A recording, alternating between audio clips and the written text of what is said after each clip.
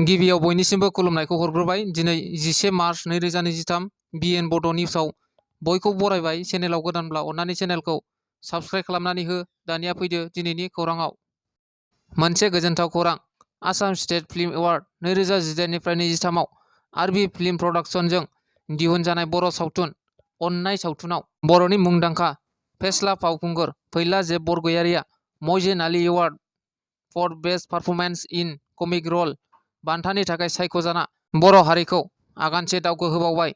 बर'नि मुंदांखा फावखुंगुर फैला जेब बरगयारि बिथाङा गुवाहाटी गोजौ बिजिरसालिया सरनिया कछारिनि एसटि मर्यादाखौ बोखारनानै होबाय। 5 नं क'क्राझार लकसभा बियाबनि एमपि नब कुमार सरनियाया फैगौ 2024 लकसभा बिसायख'थिनि बिजाथि गसंथानो हानाय नंलिया। उन्दै बैसोआव जुलि जानाया बन्द जानांगौ। उन्दै बैसोआव जुलि जानायखौ बन्द खालामनो नागिरनाय खामानिया दासिमबो सोलिगासिनो दङ। बे बाथ्राखौनो लानानै आसामनि गिबि मन्थ्रि डक्टर हिमन्त बिश्व शर्मा बिथाङा बुंदों दि फैगौ 2026 मायथाइयावनो उन्दै बैसोआव जुलि जानाया बन्द जाजोबनांगौ आरो गासै हिनजावसा गथ'फोरानो सोलोंथाइ मोनजोबनांगौ होनना गोख्रों रावजों बुंथिनानै होयो। लोगोसे 11 बोसोर बैसोनि उन्दै बैसोनि सासे बिमा जानाया गनायथाव नङा होननाबो गिबि मन्थ्रि बिथाङा बुंबावो।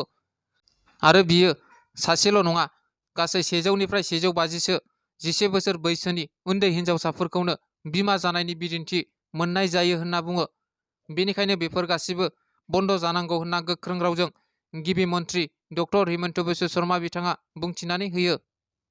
गुवाहाटीआव 7निफ्राय बांसिन मावसुमाफोर थानाय गंफ्रोमबो दखानफोराव सीसीटीवी केमेरा लागायनो बिथोन होनाय जादों आसामनि गिबि मन्थ्रि अशोक सिंघाल बिथाङा।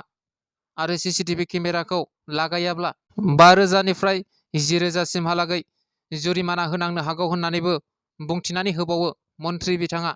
आथिखालाव गुवाहाटीआव बायदि बायदि समाजारि बेरेखा हाबाफोरा जाफ्लेबाय थानाय जाथायफोरखौ नोजोर बोनानै बे थांखिखौ लानाय जादों होनना खौरांगिरिफोरनि सिगाङाव बुंथिनानै होयो मानगोनां आसामनि मन्थ्रि अशोक सिंघाल बिथाङा। दिनैनि खौराङा बेखिनियानो। गोजोन्थों।